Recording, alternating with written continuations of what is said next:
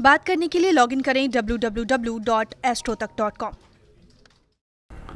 अगर हम चंद्रमा की बात करें तो मैं बता दूं कि 9 ग्रहों पर भारतीय ज्योतिष चलता है और 9 ग्रहों में सूर्य के बाद सर्वाधिक जो महत्वपूर्ण ग्रह है वो है चंद्रमा।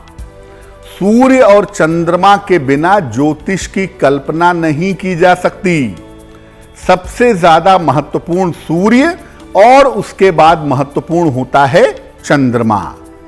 ज्योतिष में चंद्रमा के बिना कोई गणना नहीं होती। आपकी राशि क्या है, आपका नक्षत्र क्या है, आपकी महादशा अंतरदशा क्या है, ये सब बातें आप चंद्रमा से जान सकते हैं।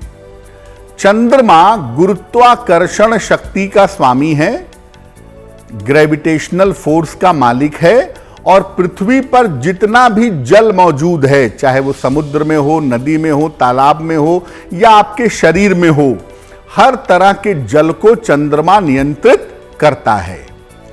चंद्रमा प्रभाव डालता है आपके मन के ऊपर और आपकी भावनाओं के ऊपर। आपका मन कैसा है, मन की स्थिति कैसी रहती है, आपके इमोशंस कैसे हैं, आपकी भावनाएं कैसी हैं, ये बात भी चंद्रमा ही बताता है। अगर आप चंद्रमा को कंट्रोल करना जान जाएं, चंद्रमा को नियंत्रित करना जान जाएं, तो आप अपनी मेंटल कंडीशन को, मानसिक स्थिति को बहुत अच्छा, बहुत उत्तम बना सकते हैं। और चंद्रमा को नियंत्रित करने के लिए चंद्रशेखर भगवान शिव की आराधना की जाती है। भगवान शिव को चंद्रमौली और चंद्रशेखर भी कहते हैं क्योंकि चंद्रमा के पास जो शक्ति है उसके केंद्र हैं भगवान शिव। इसलिए अगर जीवन में कभी भी चंद्रमा से संबंधित कोई समस्या हो तो भगवान शिव की पूजा करनी चाहिए। चंद्रमा का संबंध होता है आपके पेट के रोगों से, आपके हृदय रोग से, एसिडिटी से, आपकी नींद से, आपके आलस्य से, आपकी मानसिक स्थिति से। फूल, सुगंध, चांदी, गन्ना, माता, जल की यात्रा, समुद्र की यात्रा और शासन प्रशासन से चंद्रमा का संबंध होता है। ज्योतिष में अगर हम सूर्य को राजा मानते हैं तो चंद्रमा को बहुत सारे लोग रानी मानते हैं, यानी राजा के बराबर ही ताकत है। और बहुत सारे लोग इसे दूसरा राजा भी कहते हैं। यानी कुंडली में जितना महत्वपूर्ण सूर्य होता है, सूर्य का मतलब आपकी आत्मा और आपका शरीर है और चंद्रमा का मतलब आपका मन है। इसलिए मन वाले पार्ट पर चंद्रमा का असर सबसे ज्यादा पड़ जाता है। चंद्रमा के बहुत सारे शुभ योग भी होते हैं और बहुत सारे अशुभ योग भी होते हैं। तो हमने आज अपने कार्यक्रम में चंद्रमा के 3 अशुभ योगों को लिया है, जिन योगों का प्रभाव कैसा है और उन योगों का निवारण क्या है, उनके दुष्प्रभाव से कैसे बचें, इस विषय पर सरल उपाय आपको बता रहे हैं। चंद्रमा की जो पहली समस्या है या चंद्रमा का जो पहला अशुभ योग है वो है केमद्रुम योग। कैसे बनता है? चंद्रमा कुंडली में जिस भी खाने में बैठा हुआ है उसके दोनों तरफ अगर कोई भी ग्रह नहीं है, दोनों खानों में, पिछले खाने में और अगले खाने में अगर कोई ग्रह नहीं है तो केमद्रुम योग बन जाता है। इसको कहते हैं आइसोलेटेड मून, अकेला चंद्रमा। ऐसी दशा में व्यक्ति को मानसिक रोग या मानसिक पीड़ा का सामना करना पड़ सकता है। देखिए, चंद्रमा जब भी दुष्प्रभावित होगा, चंद्रमा जब भी निगेटिव होगा, मन सबसे पहले प्रभावित होगा। तो अगर चंद्रमा केमद्रुम योग में है, कोई भी ग्रह उसके आसपास नहीं है, आइसोलेटेड मून है, तो इसे हम कहेंगे केमद्रुम योग और यह मानसिक समस्या पैदा करेगा। कभी कभी इसकी वजह से एपिलेप्सी जैसी प्रॉब्लम, मिर्गी जैसी प्रॉब्लम भी हो जाती है। देखिए, वैसे तो एपिलेप्सी होती है बुध और शनि की वजह से, लेकिन कई बार आपने देखा होगा कि बचपन में बच्चों को एपिलेप्सी हो जाती है, दौरे पड़ने लगते हैं। उसके पीछे भी जो ग्रह होता है, बचपन का जो ग्रह है वो चंद्रमा है, इसलिए अर्ली एज में यह समस्या पैदा कर देता है। केमद्रुम योग अगर कुंडली में है तो व्यक्ति को दरिद्रता का सामना भी करना पड़ता है। व्यक्ति दरिद्र हो सकता है या पैसे रुपयों की बहुत मुश्किल उठा सकता है। ऐसा होने पर धन को लेकर भी जीवन में बहुत सारे उतार चढ़ाव होते हैं। हो सकता है कि बाकी ग्रहों की कृपा से आपके पास धन आने लगे, लेकिन यह बात पक्की तौर पे समझ लीजिएगा कि कभी आएगा कभी नहीं आएगा, उतार चढ़ाव बने रहेंगे। क्या उपाय करना चाहिए? अगर कुंडली में चंद्रमा का केमद्रुम योग है तो आप कौन सा ऐसा उपाय नियमित रूप से करें कि आपको लाभ हो? सोमवार को सुबह स्नान करके भगवान शिव के सामने बैठिए, चाहे भगवान शिव की मूर्ति हो, उनका चित्र हो या शिवलिंग हो, उसके सामने बैठिए और फिर रुद्राक्ष की माला से एक मंत्र पढ़ेंगे, ओम चंद्रशेखराय नमः, ओम चंद्रशेखराय नमः।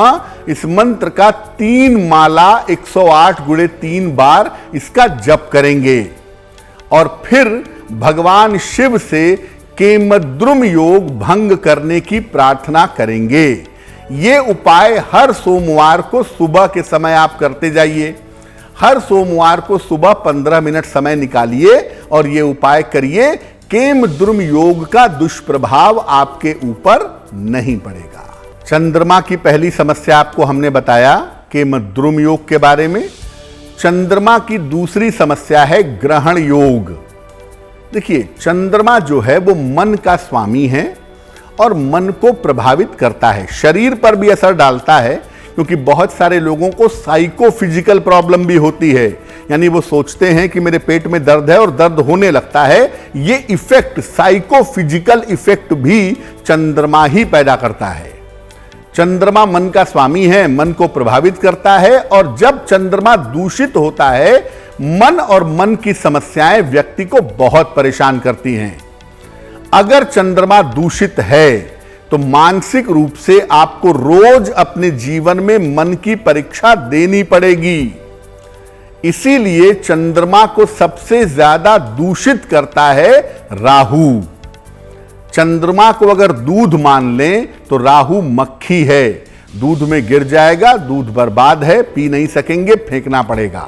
यानी चंद्रमा के साथ राहु का अगर संबंध हो, राहु और चंद्रमा एक साथ हो तो यह योग बन जाता है। इसे ग्रहण योग कहते हैं। राहु की दृष्टि नहीं होती तो राहु चंद्रमा को देख नहीं सकता, और चंद्रमा अगर राहु को देखेगा तो उससे भी ग्रहण योग नहीं बनेगा। उससे यह होगा कि राहु थोड़ा बेहतर हो जाएगा। इसीलिए राहु और चंद्रमा जब एक साथ हो कुंडली में तो कुंडली में ग्रहण योग बनता है। अगर इसमें सूर्य भी शामिल हो गया तो परफेक्ट ग्रहण योग बनेगा। चंद्रमा राहु का ग्रहण योग है तो व्यक्ति को मानसिक और काल्पनिक समस्याएं परेशान करती हैं। व्यक्ति को मन की समस्याएं, कल्पना की समस्याएं, ऐसा ना हो जाए, वैसा ना हो जाए, मेरे सीने में दर्द है, कहीं मुझे कार्डियो की प्रॉब्लम ना हो जाए, कहीं मुझे बॉस नौकरी से निकाल ना दे। ये जो मन की और कल्पना की समस्याएं हैं, ये व्यक्ति को परेशान करती हैं। क्या उपाय करना चाहिए?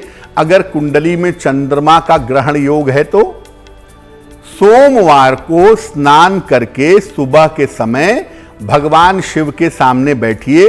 भगवान शिव का चित्र हो, उनकी मूर्ति हो या शिवलिंग हो, उसके सामने बैठिए। शिव जी का एक मंत्र है, स्क्रीन पर देखिए। मंत्र है ओम आशुतोषाय नमः। ओम आशुतोषाय नमः। आशु का मतलब होता है जल्दी और तोषाय का मतलब होता है तुष्ट होने वाले। जो जल्दी प्रसन्न हो जाएं वो है आशुतोष।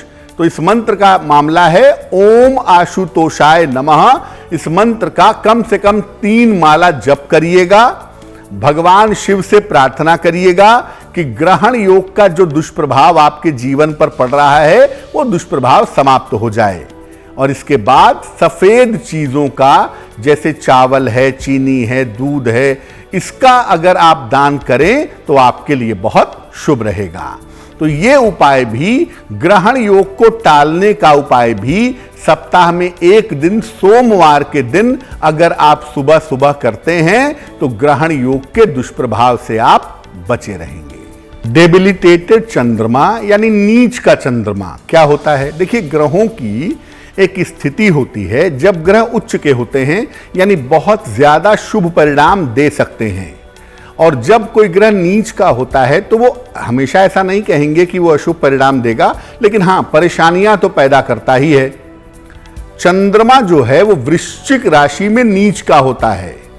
जहां आपकी कुंडली में 8 नंबर लिखा है, अगर वहां चंद्रमा भी लिखा हुआ है तो इसका मतलब आपका चंद्रमा नीच राशि का है।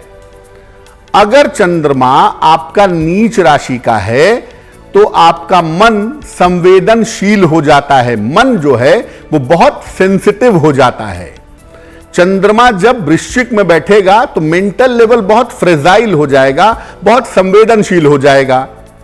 और चंद्रमा जब नीच का होता है तो हार्मोन्स की समस्या बहुत होती है, खासतौर से लड़कियों की कुंडली में, महिलाओं की कुंडली में अगर चंद्रमा नीच का होता है तो वो मेंस्ट्रुअल साइकिल पर बहुत निगेटिव असर डाल सकता है। और चंद्रमा नीच का हो, किसी बुरे ग्रह का असर भी आ जाए उसमें, तो अवसाद की, डिप्रेशन की समस्या भी हो सकती है।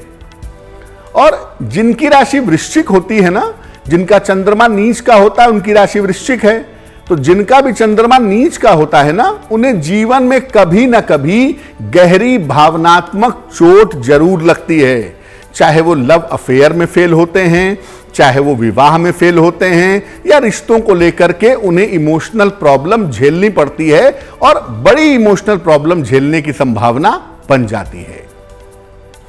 चंद्रमा अगर नीच का हो तो या तो आपकी माता स्वस्थ नहीं रहेंगी, या आपकी माता रहेंगी ही नहीं, और या आपका माता के साथ तालमेल अच्छा नहीं रहेगा, यानी माता के सुख में कमी पैदा हो जाएगी अगर आपका चंद्रमा नीच राशि में बैठा है तो।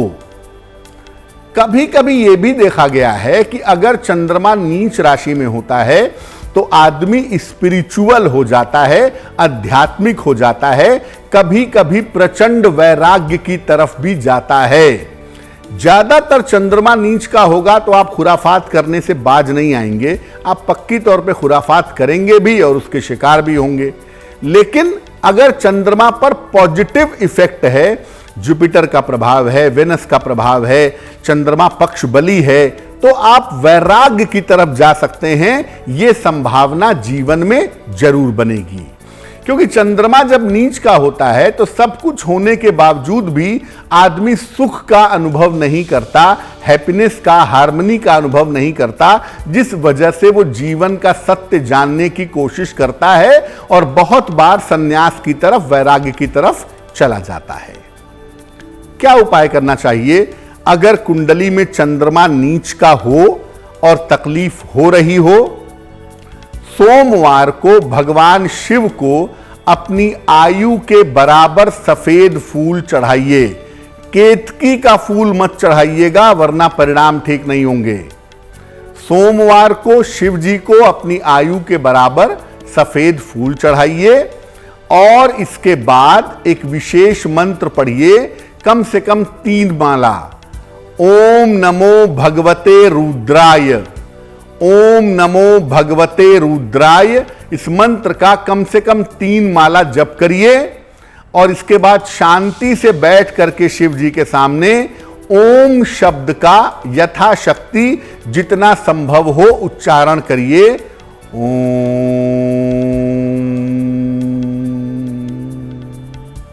शांति से बैठ करके ओम शब्द का गहराई से उच्चारण करिए, और जब आप ऐसा कर लें, 5-10 मिनट हो जाएं, तब आप भगवान शिव से प्रार्थना करें कि आपके जीवन में जो मन की पीड़ा है, मन की जो समस्या है, मन की जो दिक्कतें हैं, उसका प्रभाव आपके ऊपर ना पड़े, आप मानसिक रूप से बेहतर और मजबूत होते जाएं।